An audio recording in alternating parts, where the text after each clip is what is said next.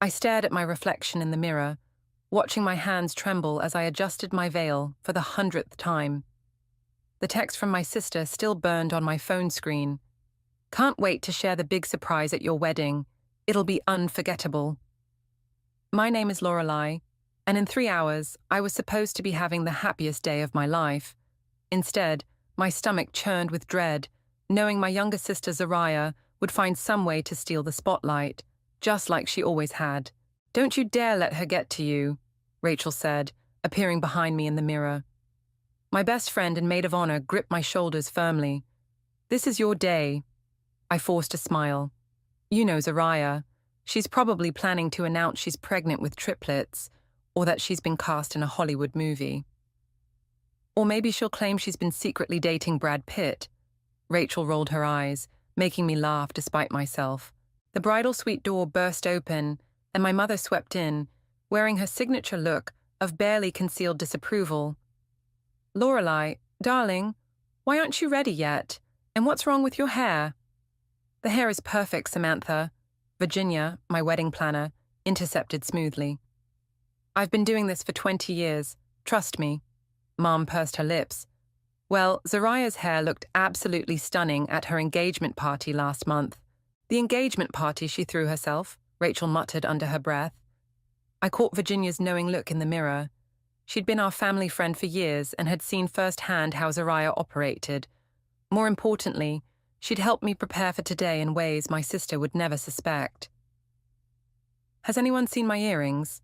I asked, trying to change the subject. "Oh, speaking of jewelry," Mom brightened, "Zariah wanted to loan you her diamond bracelet. She said it would be perfect for—" "No," I cut her off firmly.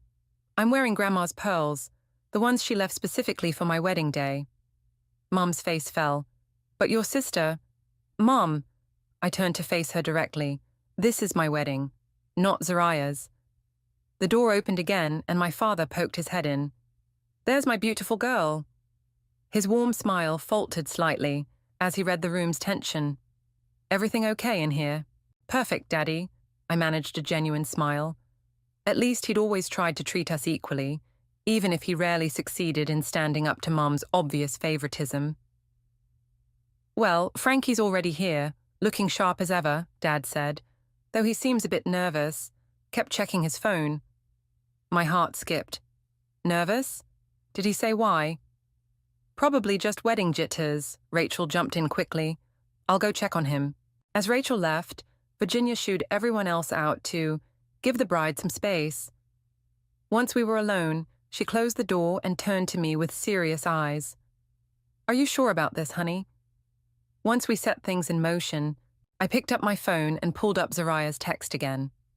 Below it was a series of screenshots I'd collected over the years, evidence of her systematic attempts to sabotage my relationships, including my early dates with Frankie. The latest was from just last week, a message she'd accidentally sent me instead of her friend, detailing her plans for my wedding day. "I'm sure," I said firmly. "I've spent my whole life watching her tear me down to build herself up. She tried to break me and Frankie up 3 times before we got engaged. She's not ruining this day." Virginia squeezed my hand. "The video is ready. Just give me the signal during the reception." A knock at the door made us both jump. Rachel slipped back in, her face tight with concern. "Frankie's fine," she said quickly, "but I just overheard Zariah on the phone. She's definitely planning something for the ceremony. And she's got Darren with her." "Darren?" I frowned. "Her ex from college?" "Apparently not so ex anymore." Rachel's expression darkened. "They seemed cozy." I took a deep breath, smoothing down my dress. Part of me wanted to cry, but a stronger part, the part that had been methodically planning this day for months, felt strangely calm. "Let her try," I said, meeting my own eyes in the mirror. "I'm done being her supporting actress. She wants to make this day unforgettable. Fine, but this time I'm directing the show." Virginia and Rachel exchanged glances as I stood up straighter, adjusted my veil one final time, and reached for my bouquet. "Ready?" Dad called through the door. "Ready," I answered, and for the first time that morning, I meant it. Zariah had no idea what was coming, but she was about to learn that karma could be just as attention-seeking as she was. The church doors opened, and Wagner's bridal chorus filled the air. My heart pounded as Dad squeezed my arm, whispering, "You look beautiful, sweetheart." I caught sight of Frankie at the altar, and everything else faded away for a moment. His eyes lit up as they met mine, that crooked smile I fell in love with spreading across his face. Even from here, I could see him blinking back tears. Then I spotted Zariah in the front row, wearing a dress that definitely pushed the boundaries of appropriate wedding guest attire. She was practically bouncing in her seat, whispering to Darren beside her. My step faltered slightly, but Dad steadied me. "Just look at Frankie," he murmured. "Nothing else matters." The ceremony began beautifully. Father Matthews welcomed everyone warmly, and I managed to keep my voice steady through our traditional vows. Then came the moment for our personal ones. Frankie pulled out a small piece of paper, his hands shaking slightly. "Lorelei," he began, "before I met you, I was lost. I'd given up on finding real love, convinced myself it wasn't worth the risk." He paused, swallowing hard. "Then you walked into that coffee shop, ordered a triple-shot espresso, and proceeded to spill it all over my laptop." Laughter rippled through the church. I couldn't help giggling through my tears, remembering that disastrous first meeting. "You were so mortified," he continued. "You insisted on buying me coffee every day for a week to make up for it. By day 3, I was already falling for you. Your kindness, your strength, your ability to light up any room. You made me believe in love again." I opened my mouth to begin my own vows, but movement in the front row caught my eye. Zariah was standing up. "I'm sorry," she called out, her voice carrying through the church. "I just can't hold it in anymore. Darren and I are engaged." The church fell silent. I felt Frankie's hand tighten around mine as Zariah practically dragged Darren to his feet. "We wanted to wait to announce it," she continued, beaming at the shocked congregation. "But seeing all this love today, I just couldn't keep our joy to ourselves anymore. Isn't it amazing? We'll be planning our own wedding soon." Mum was already dabbing at her eyes, exclaiming, "Oh, my baby," while Dad looked like he wanted to sink into the floor. I caught Rachel's eye from where she stood with my other bridesmaids. She was practically vibrating with rage, but I gave her a subtle shake of my head. "Not yet."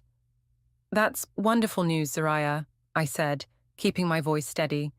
"But perhaps we could return to the ceremony."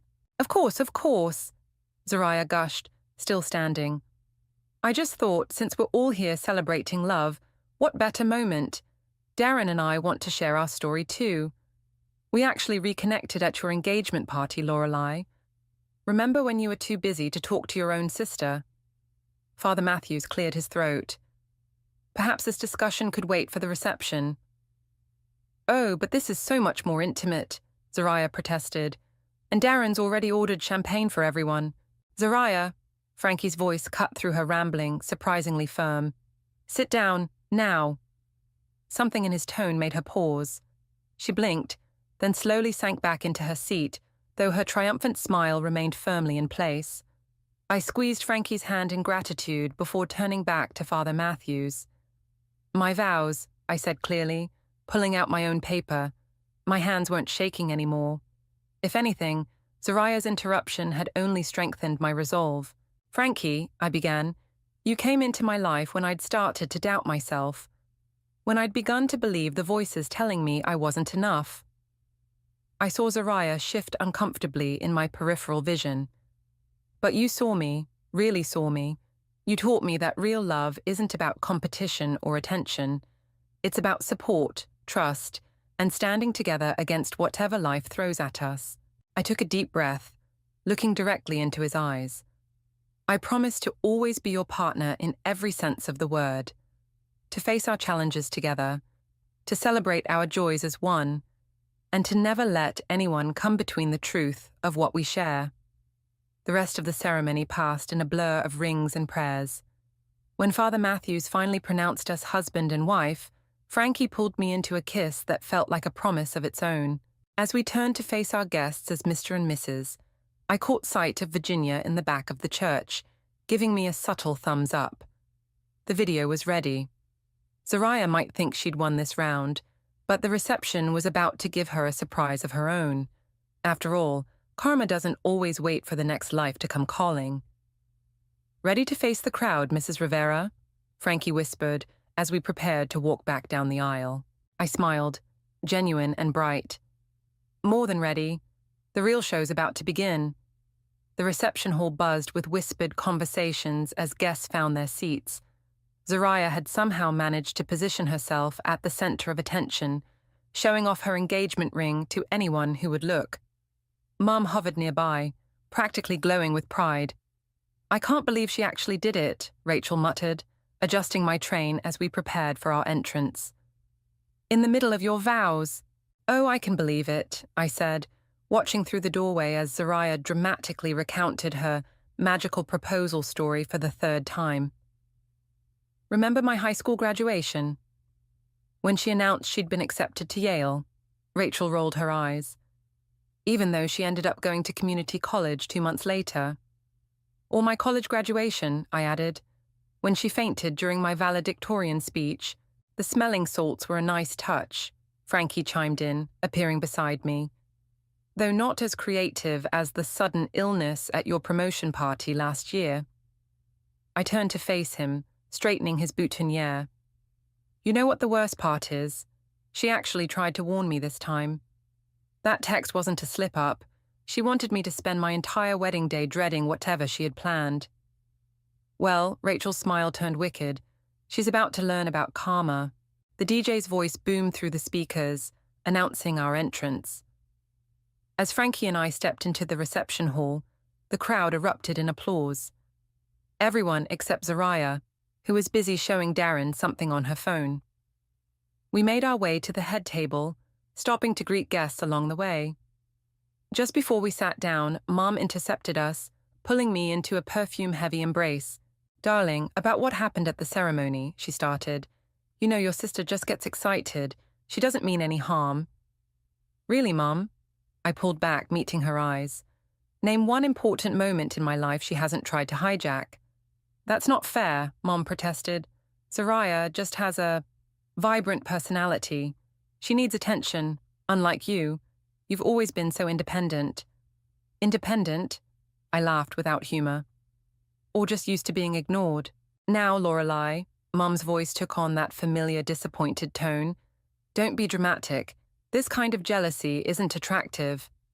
"Jealousy?" Frankie stepped forward, his usual easygoing demeanor hardening.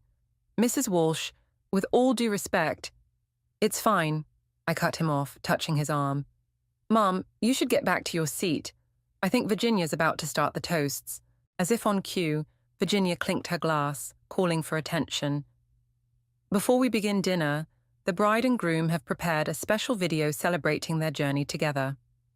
Zariah's head snapped up, her face darkening. She hadn't expected this deviation from the traditional reception schedule she'd tried to help plan. "But I thought I was doing the first toast," she protested, loud enough for nearby tables to hear. "I have a whole speech prepared about love and new beginnings. The video first," Virginia said firmly, nodding to the AV tech. The lights dimmed, and the large screen at the front of the hall flickered to life. It started innocently enough. Photos of Frankie and me throughout our relationship, set to romantic music. Then came the first shift. A screenshot appeared, a text conversation between Zariah and my ex-boyfriend Tom from 3 years ago, where she'd convinced him I was cheating on him. Another screenshot followed, an email where she'd posed as me to cancel a job interview. Then another, her message to Frankie's ex-girlfriend, claiming he was still in love with her, sent just weeks before our engagement. The room grew deadly quiet. I could feel Zariah's eyes boring into me, but I kept my gaze forward, watching as years of her carefully orchestrated sabotage played out on screen. "Turn it off," she demanded, her voice shrill. This is private. Mom, make them stop it." But even Mom sat frozen, watching as the evidence mounted. Messages, emails, social media posts, a systematic campaign to undermine every significant relationship and opportunity in my life. The final clip was from last week. Zariah's voice, crystal clear, telling Darren, "Trust me, babe, announcing our engagement at her wedding is perfect. She'll be too scared of making a scene to do anything about it. She always backs down. It's kind of pathetic, really." When the lights came back up, you could have heard a pin drop. Darren had moved away from Zariah, staring at her like he was seeing her for the first time. "I can explain," Zariah started, but her voice cracked. Lorelai's twisting everything. She's always been jealous of me." "Jealous?" I stood up slowly, my voice carrying in the silence. "No, Zariah, I'm not jealous. I'm done." The room erupted in murmurs as Zariah pushed back her chair with a screech. Her face had gone from red to white, and her hands were shaking. "You'll regret this," she hissed, grabbing her purse. "You have no idea what else I know." As she stormed toward the exit, I caught Virginia's eye and nodded slightly. Phase 1 was complete. Now for the real fireworks. The silence following Zariah's exit lasted exactly 3 seconds before the room exploded into chaos. Guests turned to each other, phones appeared in hands, and the whispers grew into a steady roar of conversation. "Did you know about all this?" Darren approached our table, his face ashen. "The messages, the manipulation, how long has she been doing this?" "Sit down, Darren." I gestured to an empty chair. "There's more you need to know." "More?" He collapsed into the seat, loosening his tie. "What could be worse than—" "Remember Jessica?" Frankie cut in, his voice gentle but firm. "Your ex-fiancée from 2 years ago." Darren's head snapped up. "How do you know about Jessica?" Virginia appeared beside us, tablet in hand. "Show him." I nodded. She pulled up a series of messages between Zariah and Jessica from 18 months ago. Darren's hands shook as he read them, his face growing paler with each swipe. She told Jessica I was cheating." His voice cracked. "That's why Jessica called off the wedding." "And then Zariah conveniently showed up to comfort you," Rachel added, her tone bitter. "Just like she did with Tom and Marcus and every other guy she set her sights on." Mom rushed over, her mascara slightly smeared. "This is ridiculous. Lorelai, how could you humiliate your sister like this? On your wedding day, no less." "How could I?" I stood up, finally letting years of suppressed anger surface. "How could you let her treat me like this for 28 years? How many times did I come to you in tears, telling you something felt wrong, and you dismissed it as sister rivalry?" "I never," Mom started, but Dad cut her off. "Samantha," his voice was unusually stern, "sit down." "But Hector, now." As Mom sank into a chair, Virginia projected more evidence onto the screen. Photos of Zariah with various ex-boyfriends, mine and others, all dated suspiciously close to major breakups. Screenshots of her creating fake social media accounts to spread rumors. Email threads where she'd posed as different people to sabotage job opportunities and friendships. "Oh my God," Darren stood up suddenly. "The promotion I lost last month. She said she had nothing to do with that email to my boss." "Check your sent folder," Rachel suggested grimly. "She's not as tech-savvy as she thinks. She probably forgot to delete it." Darren fumbled with his phone, then let out a string of curses. I need to." He stumbled toward the exit, already dialing a number. "Should we go after him?" Frankie asked quietly. I shook my head. "He needs time to process, just like everyone else here." Around the room, more revelations were surfacing as guests connected dots from their own experiences with Zariah. Aunt Marie discovered why her catering business lost a major client last year. My cousin Pete finally learned why his girlfriend had suddenly blocked him on all social media platforms. "But why?" Mom's voice was small now. "Why would she do all this?" "Because she could," I replied. "Because you taught her that her feelings mattered more than anyone else's. Because every time she hurt someone, you helped her justify it." "That's not—" Mom paused as Dad placed a hand on her shoulder. "It is true, Sam," he said softly. "We failed both our girls. We failed Zariah by never setting boundaries, and we failed Lorelai by never protecting her." The door burst open and Zariah stormed back in, her face streaked with tears and fury. "You want to play dirty? Fine. Let me tell everyone about the real Lorelai, about how you—" Slept with Marcus after your breakup. I finished for her. Go ahead. Tell them how you conveniently left out the part where you'd already cheated on him with his best friend. The evidence is all there, Zariah. Every lie, every manipulation, every coincidence. I've spent years documenting it all. You're destroying our family, she screamed. No. I stayed calm, though my heart was racing. You did that, one sabotage at a time. I have more, she threatened, reaching for her phone. Things you don't know about. Actually, Virginia stepped forward, holding up a USB drive. We do know, all of it, including what really happened to Dad's retirement fund last year. Zariah froze, her phone slipping from suddenly nerveless fingers. Dad stood up slowly, his face draining of color. What about my retirement fund? The room held its breath as Zariah's eyes darted between faces, looking for an ally and finding none. For the first time in her life, she had no way to twist the situation to her advantage. She started, then stopped. Her carefully constructed world was crumbling, and everyone could see it. I think, Virginia said quietly, it's time for the full truth to come out, all of it. I nodded, my hand finding Frankie's under the table. The worst was yet to come, but finally, after all these years, the truth would have its day. The retirement fund, Virginia began, connecting her tablet to the projector, was just the beginning. Should we start with the unauthorized withdrawals or the forged signatures?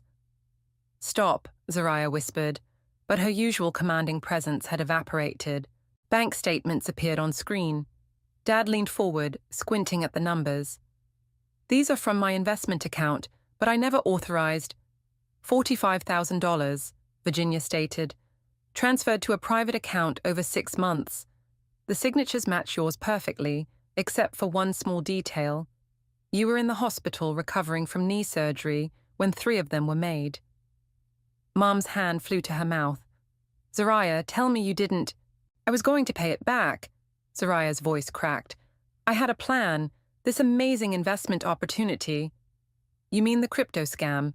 Rachel interrupted, pulling up more documents. The same one you tried to drag Lorelai into last Christmas? Dad's face had turned an alarming shade of red. My retirement savings, for cryptocurrency. Not just any cryptocurrency, I added quietly. A pyramid scheme. The same one that bankrupted Uncle Mike last year. Remember how Zariah consoled his daughter at the bankruptcy hearing, telling her everything would be okay while holding the very money that could have saved their house? You don't understand. Zariah's mascara ran in black streaks down her face. I needed the money. Do you know how hard it is to keep up appearances? The right clothes, the right car, the right connections, the right lies. Frankie stood up. Like the lies you told me about Lorelai before we started dating. About her supposedly being engaged to someone else. The room buzzed with fresh whispers.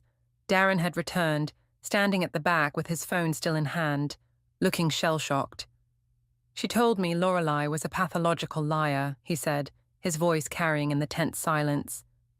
That I should be careful believing anything she says about family matters. Projection at its finest, Rachel muttered. I just got off the phone with Jessica, Darren continued. She's sending me proof of all the messages, the fake social media accounts, the anonymous tips about affairs that never happened. It wasn't just Lorelai. You've been doing this to everyone. I had to, Zariah screamed suddenly, making several guests jump. You don't know what it's like being the younger sister, always in her shadow, perfect Lorelai with her perfect grades and perfect job and perfect fiancé. Shadow? I laughed incredulously. You had everything. Mom and Dad's attention, the best clothes, the biggest room. They remortgaged the house to send you to private school while I worked 2 jobs to pay for community college. Because you wanted to, Mom interjected weakly. You said you wanted to be independent. No, Mom. I said that because every time I asked for help, you told me the money had to go to Zariah's special needs. Her modeling classes, her acting workshops, her therapy sessions she never actually attended. Virginia cleared her throat. Speaking of therapy payments, she pulled up another document. Don't, Zariah whispered. The receipts you showed your parents. The ones for weekly sessions at Dr. Marshall's office. They're forgeries. The real Dr. Marshall retired 3 years ago. Dad stood up so quickly his chair toppled backward. 3 years? We've been paying $500 a week for 3 years for therapy you never attended. $78,000, Virginia confirmed, plus the retirement fund, plus the credit cards opened in your name. Credit cards? Mom's voice was barely audible. More documents appeared on screen. Credit card statements, loan applications, payment records, all bearing Dad's forged signature. Total unauthorized debt. Virginia paused for effect. Just over $200,000. The room erupted. Mom slumped in her chair. Dad's face went from red to purple, and Darren stormed out again, this time slamming the door behind him. I can explain, Zariah began, but for once no one was listening to her performance. The police, Dad said quietly, his voice shaking. We need to call the police. Daddy, no! Zariah rushed forward, reaching for him, but he stepped back. Don't touch me, he said. Don't even look at me right now. Mom? Zariah turned desperately, but Mom was staring straight ahead, tears streaming down her face. All those times you needed emergency money, Mom whispered. All those investments you said would make us rich. All those stories about helping friends in need. I'm your daughter, Zariah pleaded. Yes, Mom finally met her eyes. And that's why this hurts so much more. Virginia already had her phone out, speaking quietly to someone on the other end. Zariah's eyes darted around the room like a trapped animal, finally landing on me. This is your fault, she hissed. You've ruined everything. No, I said firmly, standing to face my sister one last time. You did that all on your own. I just finally stopped covering for you. The sound of sirens in the distance grew steadily louder. The police arrived with minimal drama. 2 officers quietly escorted Zariah out, while a detective took statements from my parents. Most guests had already left, leaving behind half-eaten meals and whispered promises to call later. Some wedding, huh? Frankie pulled me close as we watched Mom sobbing into Dad's shoulder. I don't think this is what they mean by memorable. I'm so sorry. I turned to face him. This wasn't how our day was supposed to go. Hey, he lifted my chin with his finger. Remember what you said in your vows about facing challenges together?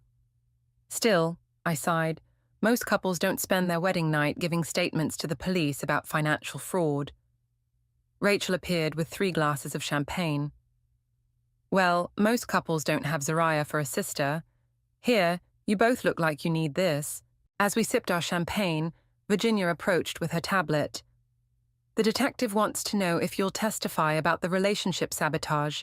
It establishes a pattern of manipulation that strengthens the fraud case. Of course, I started, but was interrupted by a commotion at the entrance. Is she still here? A man's voice called out. I need to speak to Zariah. Joey? Rachel squinted at the newcomer. Joey Stevenson? My heart dropped.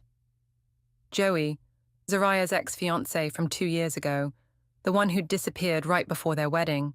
He looked different now, thinner, more haunted, but definitely him. She's been arrested, Frankie told him. The police just took her. Arrested? Joey ran a hand through his disheveled hair. Good. That's good, because I have something you all need to see. He pulled out a laptop from his messenger bag, hands shaking as he opened it. I've spent the last 2 years tracking her activities. After what she did to me, I couldn't let it go. What did she do? I asked softly. Besides empty my bank accounts and try to frame me for embezzlement at work. He laughed bitterly. She nearly destroyed my life, but that's not even the worst part. Virginia pulled up a chair for him. Show us. Joey's fingers flew over the keyboard. See, after I lost everything, I started investigating. Found others she'd done this to. Created a whole network of her victims. And then I discovered this. He turned the screen toward us. Documents filled the display. Business records, bank statements, social media posts, carefully archived and annotated. She's been running this same con for years, he explained. Find someone successful, manipulate them into a relationship, gain access to their accounts, then destroy their reputation when she's done. But she got sloppy with me, left traces. How many others? Dad's voice made us all jump. He and Mom had approached quietly, their faces drawn with exhaustion. At least 12 that I've confirmed, Joey replied. Probably more. She had a system. Target people with money but few close connections. Love bomb them, isolate them, then strike. The relationship sabotage? That was just practice. A way to perfect her manipulation techniques. Mom sank into a chair. Our little girl, a con artist, a very good one, Joey nodded grimly. She learned early that crying got her out of trouble, that playing victim made people trust her. She weaponized sympathy. The therapy payments, Virginia realized, they weren't just theft, they were cover. Who would suspect someone supposedly getting mental health treatment? Exactly. Joey pulled up more files. And look at the timing of her emergencies. Always when someone was close to discovering the truth. Always with a ready explanation that made the questioner feel guilty for doubting her. I felt Frankie's arm tighten around me as realization dawned. The engagement announcement today wasn't just attention-seeking, Rachel finished. She needed a new mark. Darren has family money, doesn't he? Old money, I confirmed, and a trust fund he gets access to next month. Which she would have drained within weeks, Joey said, just like she did to me, just like she did to all the others. The detective approached our group. Mr. Stevenson, we'd like to take your statement now. This evidence could help build a stronger case. As Joey packed up his laptop, he turned to my parents. I'm sorry, I know this hurts, but she needs to be stopped before she ruins more lives. Dad nodded slowly, looking every bit his age. Thank you for coming forward. After Joey left with the detective, an uncomfortable silence fell over the room. The remaining guests had gathered their things, leaving just family and close friends. What happens now? Mom asked, her voice small. Now, I said, taking Frankie's hand, we clean up this mess. Together, as a family. And Zariah? Rachel asked. I looked at the empty doorway where my sister had been led away in handcuffs. She faces the consequences of her actions. Finally. Some wedding present. Frankie attempted a weak joke. Actually, I managed a small smile. It kind of is. The truth, that's the best gift we could have received today. The room fell quiet again, but this time the silence felt different. Like the calm after a storm, when the air is clear and you can finally see the damage and begin to rebuild. 3 days after my wedding, I found myself sitting in a sterile police station interview room, facing my sister across a metal table. She looked smaller somehow, without her designer clothes and perfect makeup. 5 minutes, the officer reminded us before stepping outside. You look terrible, Zariah said, picking at her orange jumpsuit. Shouldn't you be on your honeymoon? Frankie and I postponed it. Someone had to help Mom and Dad sort through the financial mess you left them with. She flinched. They're still mad. Mad? I leaned forward. Dad had to remortgage the house. Again. Mom can barely get out of bed. Is that what you wanted? I wanted... She trailed off, then straightened. You didn't have to expose everything at your wedding. You could have talked to me privately. Like you talked to me privately about sabotaging my relationships, or stealing Dad's retirement, or conning Joey out of his life savings. Joey, she spat the name. He's the one who turned me in, isn't he? Pathetic little man, couldn't handle a strong woman. Stop it, I cut her off. Just stop. The act doesn't work anymore. Joey showed us everything. The other victims are coming forward. It's over, Zariah. For a moment, her mask slipped. Real fear flashed across her face before she covered it with a sneer. So what now? You get to be the perfect daughter while I rot in jail. Is that your happy ending? This isn't about being perfect. It's about consequences. The DA says you're looking at 15 to 20 years. 20 years? Her voice cracked. But I'm your sister. Yes, you are. Which is why I'm here with an offer. She leaned forward eagerly. You'll help me? The DA is willing to consider a lighter sentence if you cooperate. Return the money, provide details about all your cons, testify against your accomplices. Accomplices? She sat back, eyes narrowing. I worked alone. Really? So that offshore account in the Caymans just appeared by magic. The fake IDs were self-generating. Come on, Zariah. We both know you had help. She stayed silent, but I saw the calculation in her eyes. Think about it, I continued. 7 to 10 years with good behavior versus 20. Your choice. And what do you get out of this? She demanded. The satisfaction of seeing me confess? What I get is closure. For our family, for Joey, for everyone you hurt. And maybe, just maybe, a sister who finally takes responsibility for her actions. You always were self-righteous, she sneered, but there was a tremor in her voice. No, I was just waiting for you to face reality. Remember when we were kids? Before the lying started? We used to be friends. Before you became Little Miss Perfect, you mean?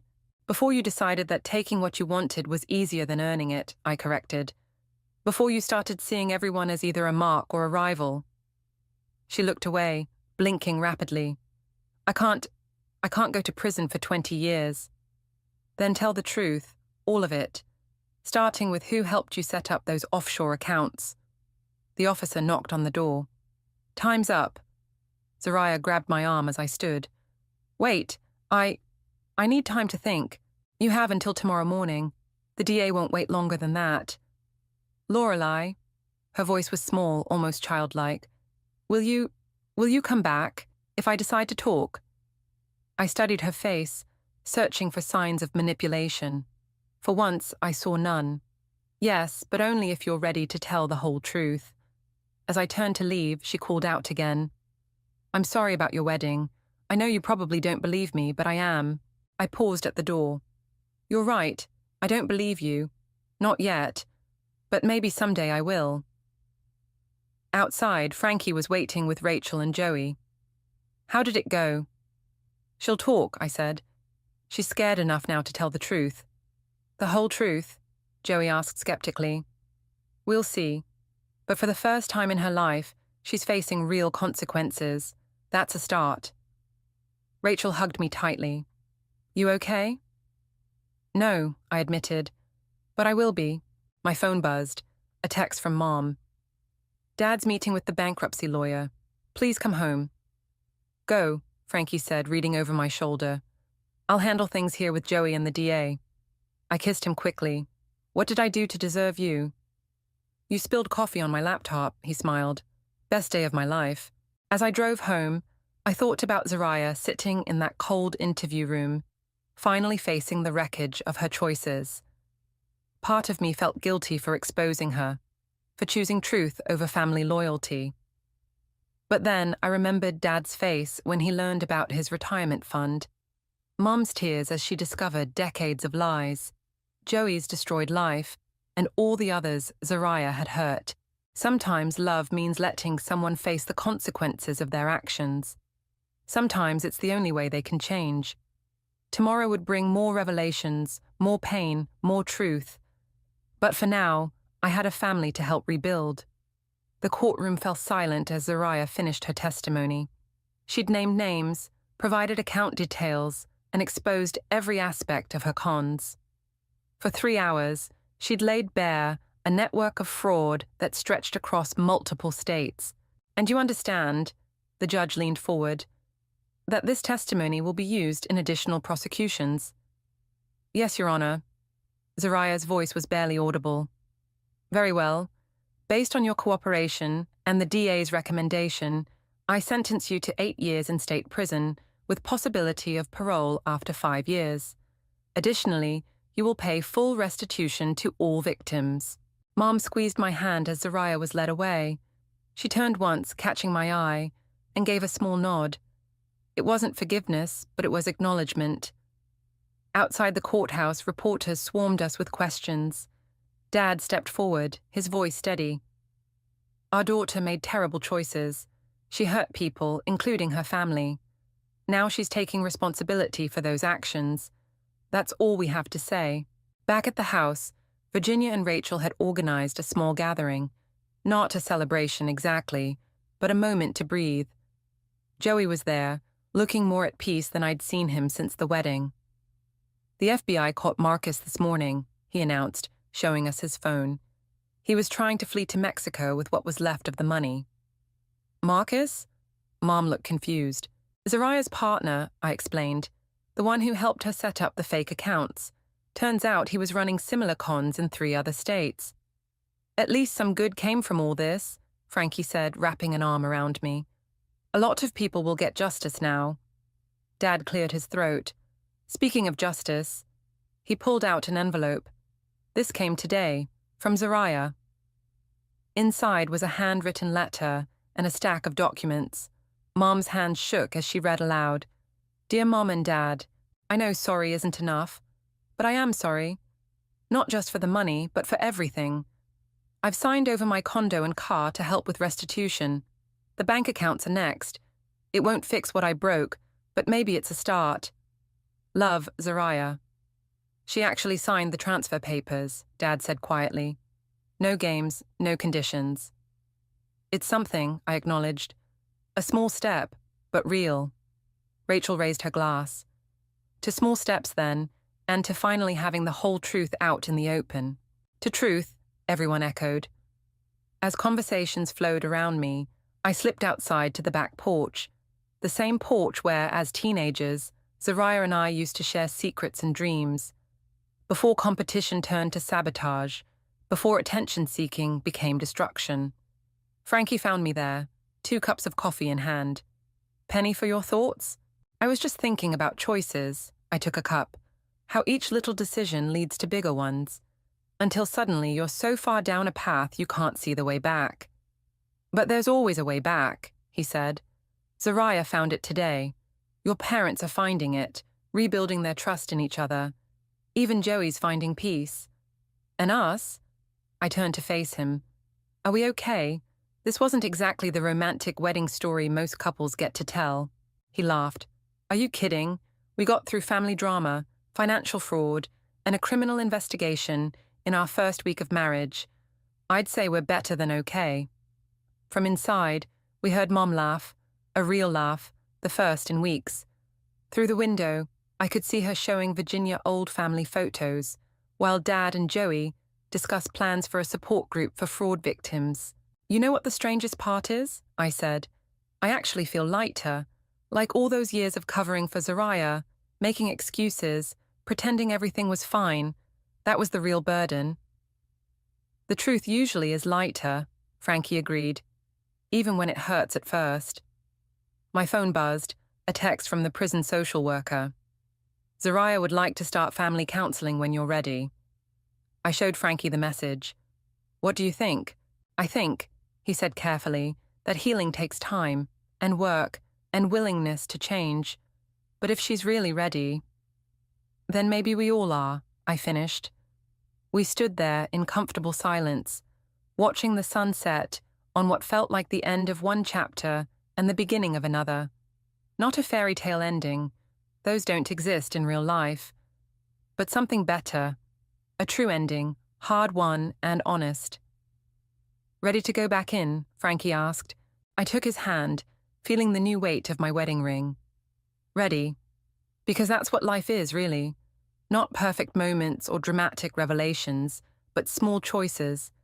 The choice to face truth, to allow consequences, to offer chances for redemption. The choice to love anyway, even when it's complicated, especially when it's complicated.